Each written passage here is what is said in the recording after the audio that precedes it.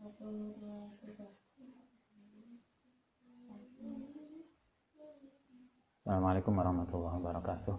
Waalaikumsalam warahmatullahi wabarakatuh. Mustafa Muhammad sallallahu alaihi wasallam wa durati wa jamin syinna sallallahu alaihi wasallam.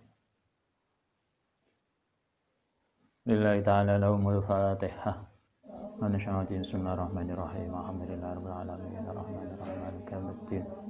Iyyaka na'budu wa iyyaka nasta'in ihdinas mustaqim siratal ladzina an'amta 'alaihim ghairil maghdubi 'alaihim waladdallin. Amin. Bismillahirrahmanirrahim. Kita memulai ngaji kembali. Kita ngaji Wasiatul Mustafa. Wasiatul Mustafa itu hadis wasiatnya Kanjeng Nabi khusus kepada Sayyidina Ali bin Abi Thalib, kepada menantunya. Jadi ada hadis-hadis khusus yang disampaikan Nabi kepada sahabat-sahabat tertentu. Nah, yang kita kaji adalah kumpulan wasiatnya Kanjeng Nabi terhadap menantunya, yang sekaligus Sayyidina Ali itu apanya, Mbak? Misan, adik Misan ya, sepupu yang kemudian jadi menantu.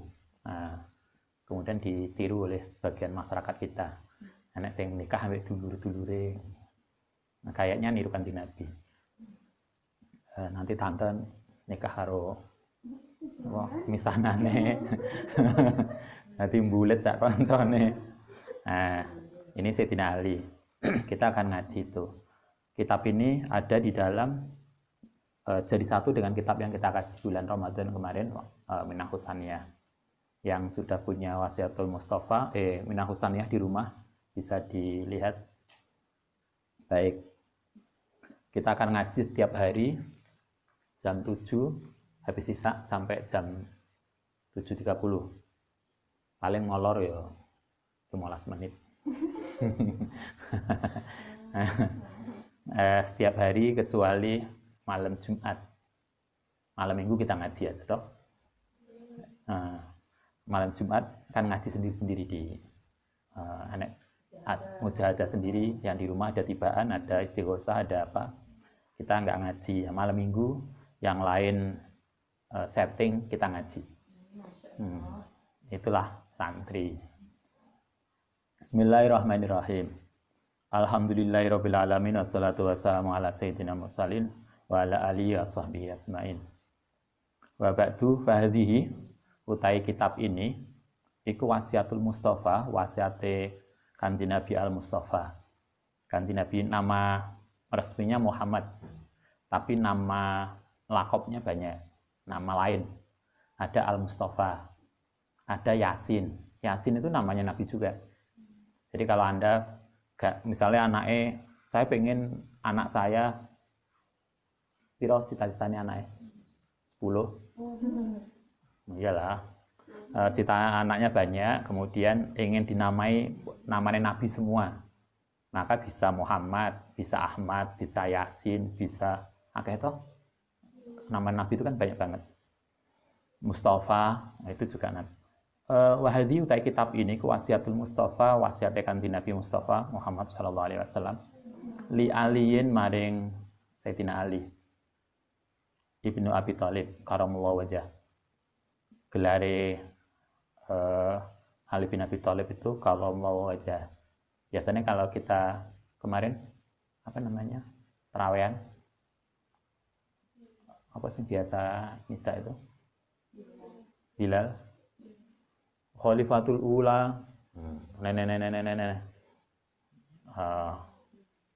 biasanya radhiyallahu an, Abu Bakar radhiyallahu an, Umar radhiyallahu an, semua radhiyallahu an.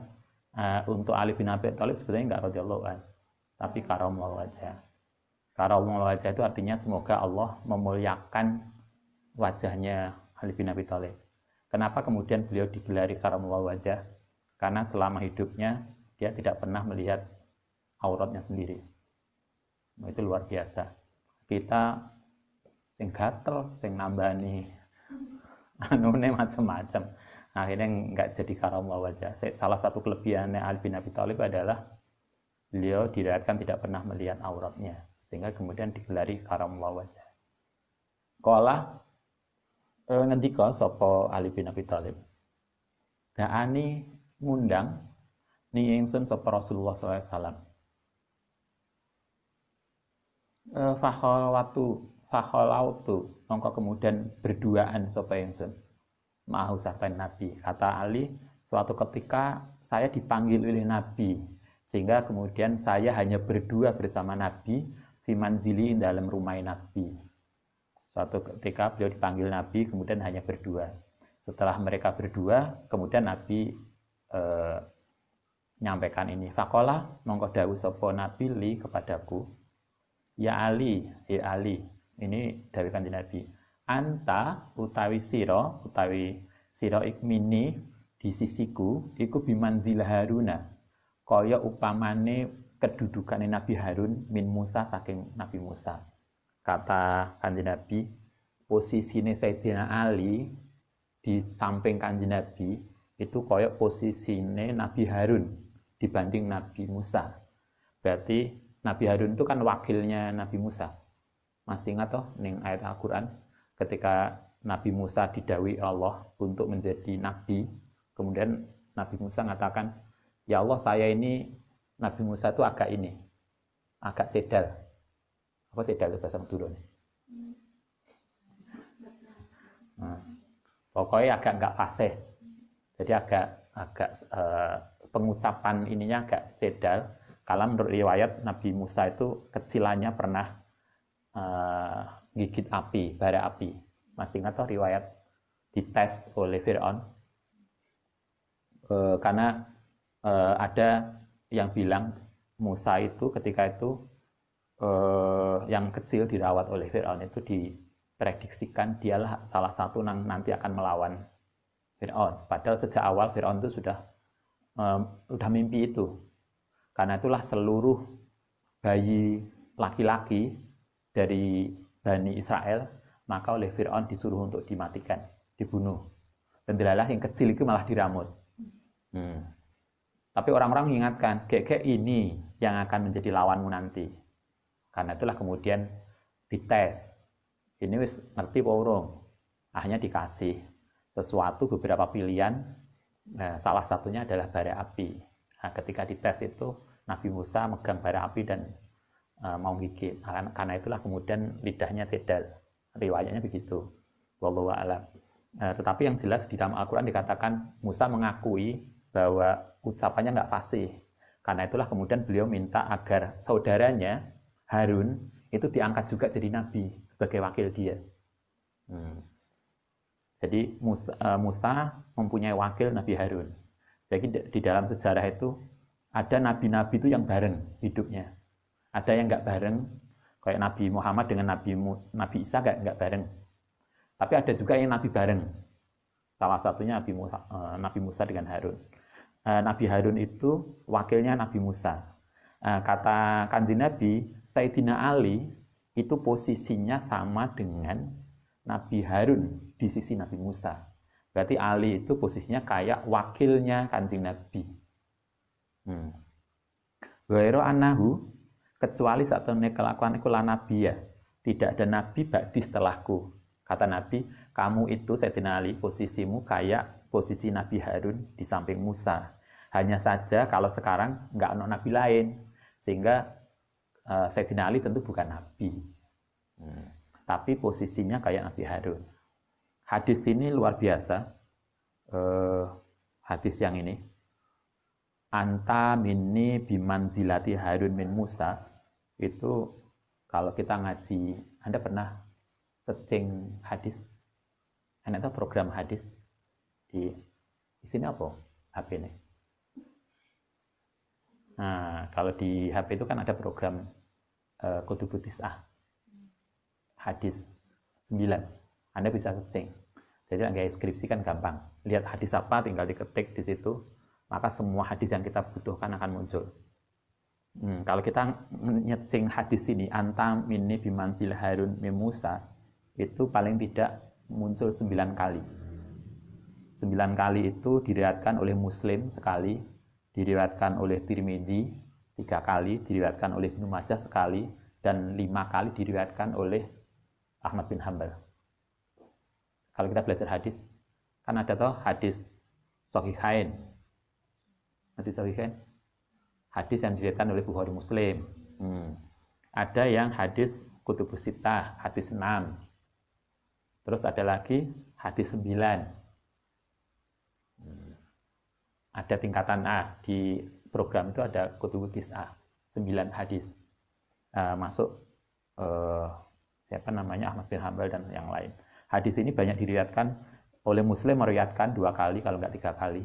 Kemudian ada Tirmidzi, ada Ibnu Majah, ada Ahmad. Anda juga harus paham, hadis ini sering digunakan oleh teman-teman Syiah untuk menunjukkan kelebihan Ali bin Abi Thalib dibanding sahabat yang lain. Karena jelas kata mereka, hadisnya kan jelas bahwa posisi Ali itu kayak Nabi Harun. Dia itu wakilnya Kanjeng Nabi, sehingga tidak ada yang lebih tinggi posisinya di atas Nabi Harun. Itu kan setelah Nabi Musa kan langsung Nabi Harun sebagai wakilnya. Tidak ada perantara di atas itu. Nah, Sayyidina Ali dengan Kanjeng Nabi Muhammad itu juga gitu. Karena itulah orang Syiah kemudian mengatakan setelah Nabi yang paling unggul adalah Ali bin Abi Thalib. Hadis ini banyak dipakai oleh teman-teman Syiah untuk menunjukkan bahwa Ali lebih utama setelah Kanjeng Nabi dibanding sahabat yang lain. Artinya Anda harus paham juga, ini ada hadisnya. Di kita juga tercatat hadis itu. Hanya kemudian maknanya beda. Kalau kita tidak kemudian begitu, tapi kalau mereka memaknakan begitu. Tapi maksudnya, saya ingin menyampaikan bahwa hadis yang biasa dipakai oleh teman-teman Syiah itu juga tercatat di kita dengan cara pemaknaan yang berbeda. Ini sedunia ingsun iku usika, memberikan wasiat sapa ingsun ka ing sira al-yaum yang dalam hari ini biwasiatin kelan wasiat in anta lamun ana sapa sira iku hafidtaha njogo sapa sira atau melakukan ista mongko bakal hidup sapa sira hamidan dengan mulia terpuji. Kata Kanjeng Nabi, sekarang hari ini aku akan kasih wasiat ke kamu, kata Kanjeng Nabi kepada Ali, kalau engkau bisa menjaga wasiatku ini, iso nglakoni, maka jaminannya kata Nabi hidupmu akan mulia. 1. Wa mutta, dan mati sapa sira sahidan dengan sahid. Jaminannya mati sahid. Aina bayangno mati sahid wae lah nglakoni iki iso mati perang tenan iki. Enggak. Tapi kita bisa melihat toh Sayyidina Ali kan matinya juga terbunuh. Coba. Sayyidina Ali kan mati terbunuh juga. Janjinya Nabi, la ing nglakoni ini dia akan mulia. Matinya akan mati sahid. Wa ba'asaka, lan bakal membangkitkan ka ing sira sapa Allah yaumal kiamati, besok dina kiamat faqihan. Halih sebagai orang yang faqih, aliman tur orang alim. Kata janjine Nabi, kita bisa ngelakoni ini, 1, hidup kita mulia. 2, akan mati syahid. Yang 3, besok bangun di akhirat itu loh, dadi wong alim. Jarang loh wong ngono. Jadi tangi itu pinter. Enek wong tangi ku, Mbak. Layu. Tangi turu iku wis ning jeding urung sadar. Ada toh mesti dibangunkan wis ngadeg. Mbak. Loh, janjine Kanjeng Nabi, jangankan bangun dari tidur, besok bangun di akhirat loh. Begitu bangun faqihan aliman. Alim dan pinter. Mulane lah kita pengen hidup mulia, mati insyaallah syahid, bangun di akhirat dalam keadaan alim dan faqih, kita bisa belajar dari wasiat Kanjeng Nabi ini. Enggak banyak, cuma sak kitab. Wasiatnya kan mulai ini sampai akhir. Oke, 1. Wasiatnya apa? Ini banyak banget. Wasiatnya sampai akhir kitab. 1, ya Ali, wasiatnya. Man sapane wong akala kang makan sapa man al halala ing halal. Sofa mongko jadi bersih. Apa dinu agamane man. Kemarin masih diingat ngaji apa itu? Minah Husaniyah. Salah satu hal yang dipesankan adalah jaga makanan kita. Pastikan makanan kita halal. Nah, Kanjeng Nabi juga ngendika, siapa yang makanan halal, insya Allah agamanya bersih. Karena itulah kita, nanti kan Anda akan jadi ibu, Anda akan jadi istri. Pastikan ketika nanti, yuk gak usah nunggu nanti lah, gak usah nunggu nikah. Nah, sekarang pun marilah kita pastikan makanan kita halal. Jangan pernah makan yang gak halal. Nah, dulu kan, kalau dulu zaman ayah di pondok itu kan, ini, kadang ada tau wong sing gampang. Jadi, neng dapur, kalau dulu kita masak sendiri. Neng dapur, begitu pulang dari kampus, luwe. Begitu luwe neng pasak, neng di ngaran iki di dapur pondok enek sego neng apa? Neng masak itu apa jeneng empreng. Wes nggak pernah mikir, wah ini enek sego. Langsung dimakan, nanti lah enek sing goleki dimasak no maneh. Itu nggak bener. Jangan pernah iki enek jajannya sapa Mbak? Neng gazebo. Alah paling untuk umum. Enggak. Jangan pernah makan sesuatu yang enek ning musala nek jajan akeh.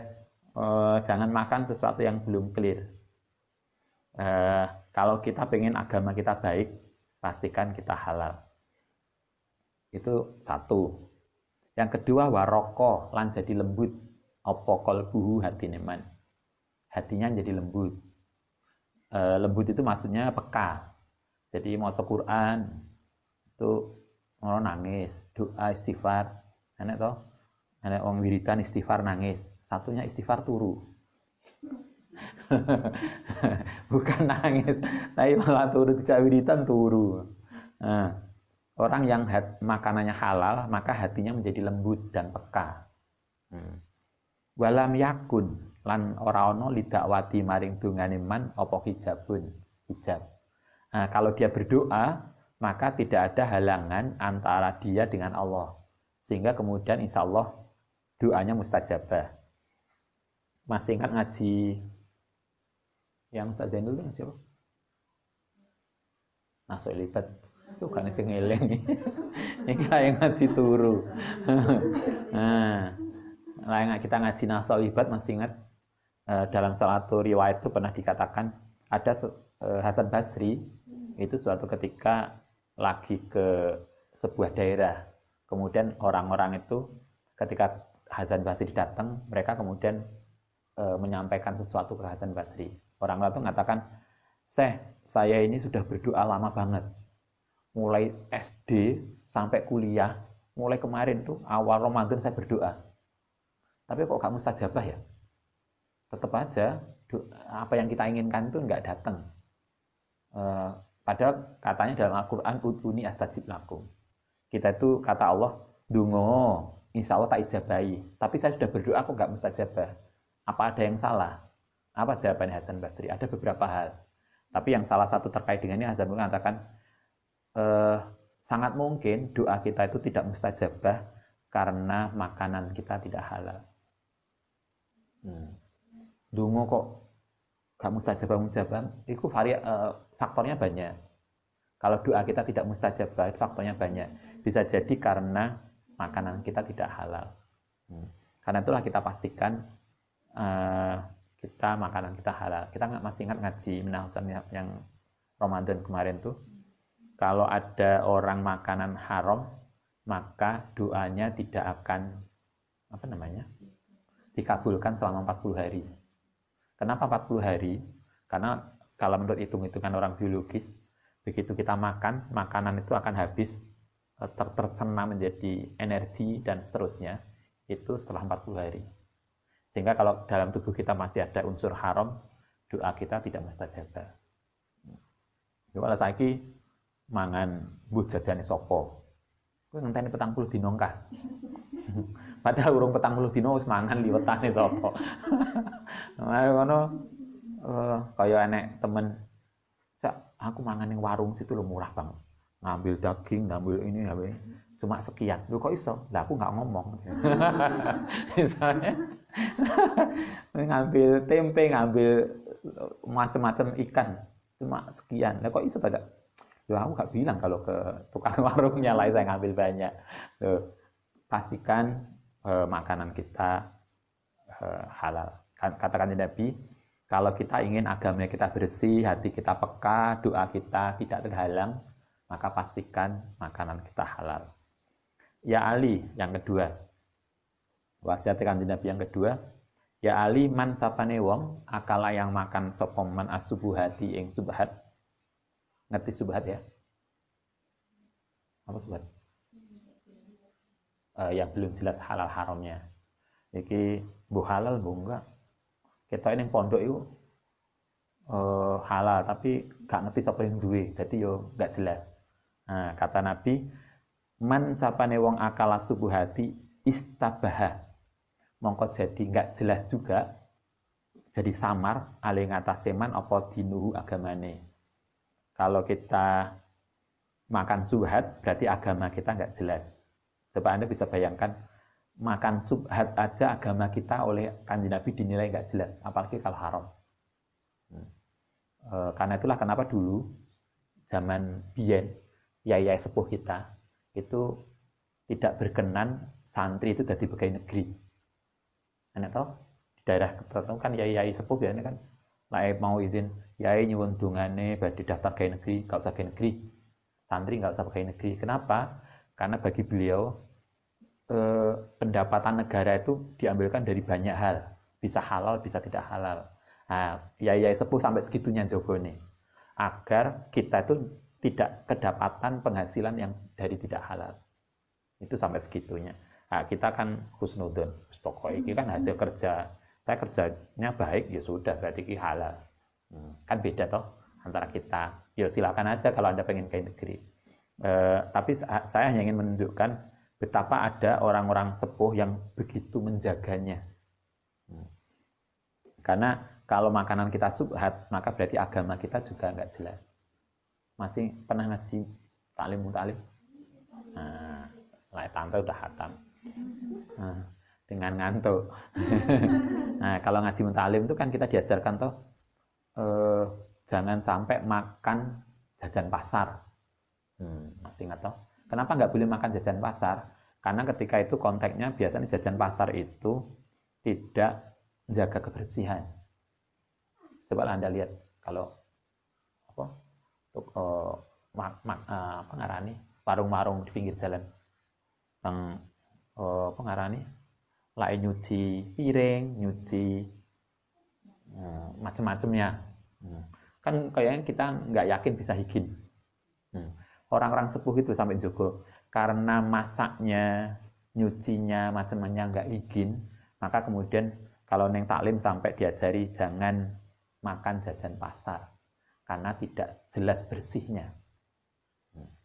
Kita malah GoFood ya. Nah ya, kenapa nggak masak sendiri? Coba kalau Anda lihat ceritanya Yai Sepuh Sedogiri, itu sampai Yai itu Bunyai itu harus masak sendiri, nggak boleh beli. Kenapa? Karena untuk njogo kayak gitu. Ya kita kan nggak, kok usah masak, gampang, GoFood itu gampang. Kok bedanya sampai Kiai Sepuh sampai kita? Lain kenapa tuh hasilnya beda?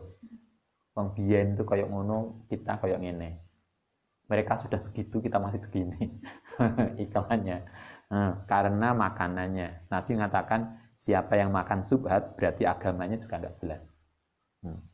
Wa adlama, lan menjadi gelap, opo kolbu hati neman. Hatinya juga menjadi gelap. Jadi akhirnya tidak peka. Waman, itu baru subhat. Bagaimana kalau lebih? Waman sapane wong akala yang makan sopoman al haroma yang haram. Mata, mongko mati, opo kolbu hati neman. Apalagi kalau kita makan tahu bahwa itu haram, maka hatinya akan menjadi mati. Karena kalau Anda pernah baca riwayat Gus Dur Allah yarham, ayah pernah baca begini. Suatu ketika Gus Dur itu ke Australia. Anda bisa bayangkan maksudnya di negara sana itu kan Muslim minoritas, tidak banyak makanan yang terjamin halal. Nah, suatu ketika beliau itu makan dengan beberapa orang dari Indonesia, foto Islami. Kemudian beberapa tokoh yang dari Indonesia itu ketika makan dengan Gus Dur itu makan kayaknya agak sembrono. Kemudian alasannya ini kan darurat. Kan ini golek halal angel. Darurat, sehingga kan kita belajar usul fikih kalau darurat kan boleh. Tapi apa tanggapannya Gus Dur? Koyo gak nek makanan liyane ae yang lebih sing halal. Artinya menunjukkan konteks segitunya loh. Gus Dur masih berusaha menjaga makanannya bersih halal. Misalnya Anda di daerah tertentu, kalau dulu suatu ketika saya pernah diundang ke sebuah perguruan tinggi non-Islam untuk jadi penilai dosen.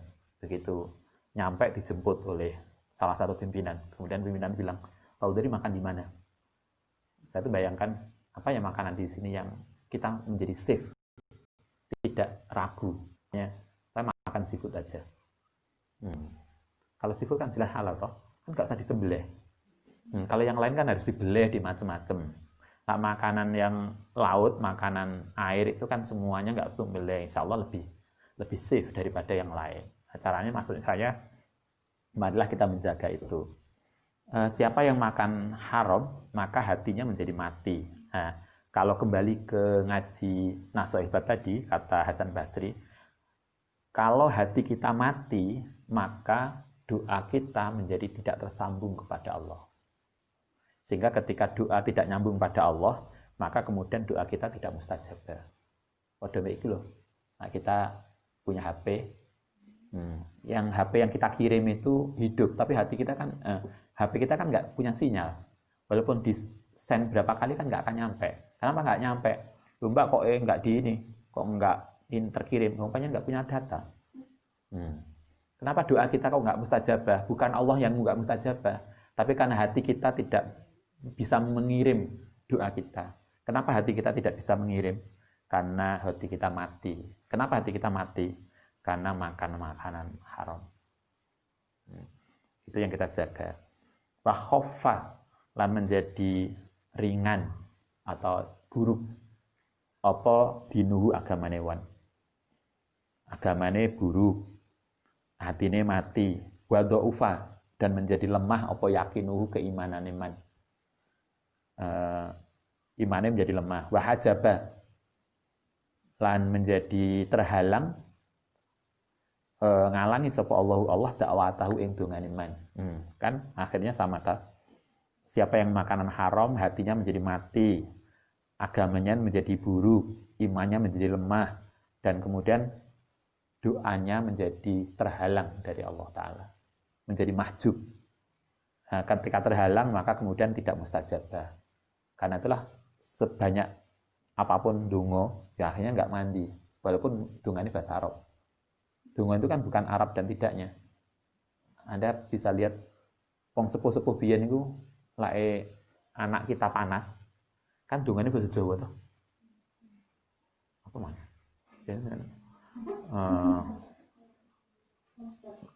Tombo teko loro lunga. Oh, pokoknya ngene kan bahasa Jawa. Tuh, cobalah bahasa Jawa aja loh. Manjur. Lah kita harus ndonga bahasa Arab iki lho. Enggak manjur. Sehingga persoalannya doa bukan doanya tapi hati kita. Kita masih ingat dulu kita di di pondok. Suatu ketika di kamar itu anak yang kejinan. Di kamarnya ayah ada yang kejinan.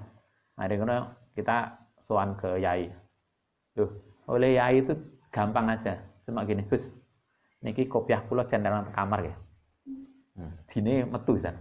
Lah yo kita diganggu jin. Kopiah yai dicentelno ning kamar. Lah kopiah lebih dideni jin dibanding kita. Makanya kita wah ini pelecehan nih. Loh, jadi malah hanya dengan kopiahnya yai aja jine wedi. Itu kan artinya menunjukkan bukan apanya tapi hati kita. Wakolat, wakolat lah menjadi sedikit ibadah iman. Biasanya kemudian lawis haram macam-macam dijak sholat, dijak jamaah menjadi angel pada kita toh. Ayo tante, ayo kak, bulet. Wakolat ibadahnya menjadi susah, angel ditangekno, sepakat banget. Wis ditangekno nunggune setengah jam. Nah, itu pesan yang kedua. Yang ketiga, ya Ali, idza ghadiba. Sampai ini ya. Satu lagi. Idza ghadiba nalikane murka sapa Allah taala ala hadin ing atase seseorang. Kalau Allah itu lagi murka pada seseorang, apa yang biasanya diberikan oleh Allah? Razaqahu, mongko bakal ngasih rizki sapa Allahu ing man malan haroman ing harta haram. Sehingga kalau kita itu kok rizki kita itu dari sesuatu yang enggak benar, itu sangat mungkin karena Allah lagi murka pada kita. Kalau Allah itu tidak suka pada kita, maka cara menghukumnya oleh Allah itu kemudian kita itu dibiarkan dalam persoalan haram. Sehingga kemudian kita yang justru harus hati-hati. Kalau harta kita, rezeki kita kok gak halal, golek halal angel, haram kok gampang, kita harus segera introspeksi. Jangan-jangan Allah lagi murka pada kita. Kenapa murka? Mungkin karena ada perilaku-perilaku yang enggak baik yang kita lakukan. Faidah istada, mongko nalikane wis banget apa ghadabuhu, ghadabe Allah. Kalau Allah murkanya lebih banget lagi, apa yang terjadi? Ale ngatasi man wakalah, mongko akan menyerahkan sapa Allah biklan man syaitanan ing setan. Nah, kalau kemudian Allah sudah marah banget pada kita, maka kemudian kita itu akan dibiarkan untuk dikuasai setan. Kan itulah yang kita yang apa itu? Ratibul hadat itu kan ada toh ame ahadin wala apa itu kan salah satu artinya kan ya Allah jangan sampai saya ini diserahkan kepada orang lain walaupun torfata ainin, walaupun hanya sekejap. Jadi kita berharap agar yang mengendalikan kita, yang menjaga kita itu Allah saja. Jangan sampai kemudian kita itu diserahkan pada orang lain. Kalau Allah lagi murka banget, maka kita akan diserahkan pada setan. Yubariku, maka kemudian barengi lau ketiman fi'in dalem ma wa yusakhihahu lan kemudian mendukung sapa setan hu ing ma. Setan itu akan kemudian barengi kita dan mendukung pada kita. Wa yushiluhu lan menyibukkan sapa Allahu ing man bidunya kelawan duniawi anit dini saking agama. Salah satu yang kemudian ini bisa jadi indikator untuk kita. Salah satu indikator lain kalau Allah itu lagi murka pada kita, biasanya kita akan dibuat sibuk dengan kegiatan duniawi dibanding agama. Coba kalau kita lihat misalnya kalau kita ibadah urusan agama itu berapa persen dengan kehidupan kita, dengan pekerjaan kita, dengan tidur kita. Tidur kita berapa jam tuh? Kalau saya tante 3 jam.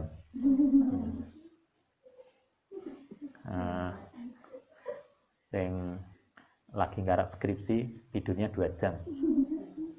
2 jam. 2 jam pagi, 2 jam siang, 2 jam sore. Kata Kanjeng Nabi, kalau Allah itu murka pada kita, kita akan disibukkan dengan urusan duniawi. Kan itu yang dulu pernah itu pesannya siapa ya? Lupa. Agar kita itu dipesankan begini. Lai bisa usahakan ngaji Quran, maca Quran itu sehari 1 juz. Sehari. Lak gak iso setengah juz. Lak setengah juz gak iso ya seperempat juz. Lak gak iso paling gak sehalaman.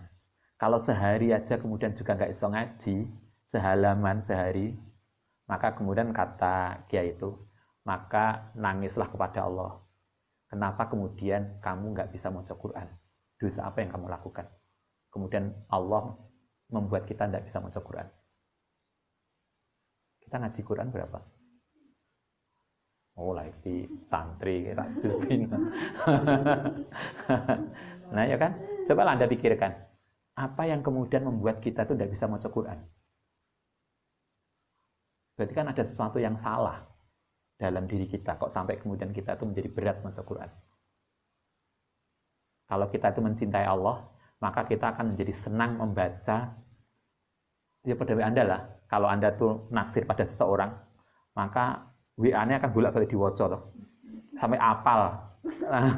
Apa ngarani titik komanya. Tuh. Terus kemudian apa yang membuat seseorang kemudian nggak mau ngoco WA seseorang? Itu kan berarti ada sesuatu yang salah dalam hubungan batin kita.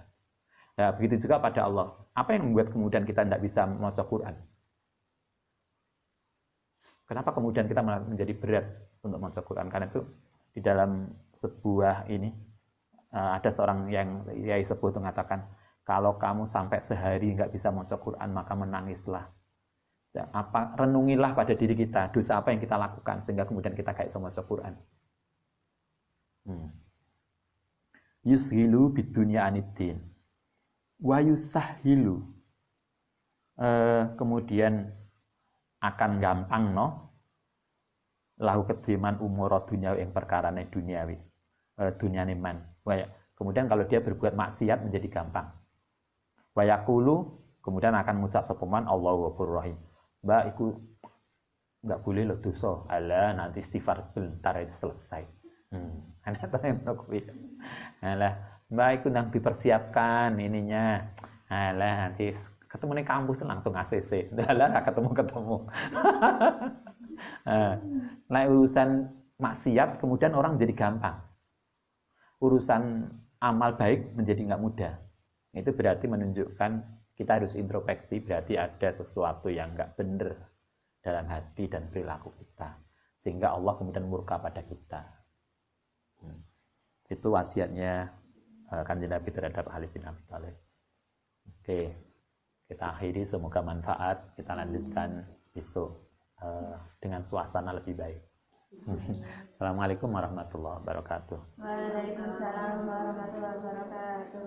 Rabbana ufa'na bima 'allamtana Rabbi 'allimna alladhi yanfa'una Rabbi fa'tina wa fati'ana wa qarabati lana bidina Rabbana ufa'na bima 'allamtana Rabbi 'allimna alladhi yanfa'una Rabbi fa'tina wa fati'ana wa qarabati lana bidina Subhanallahumma wa bihamdika asyhadu an la ilaha illa anta astaghfiruka wa atubu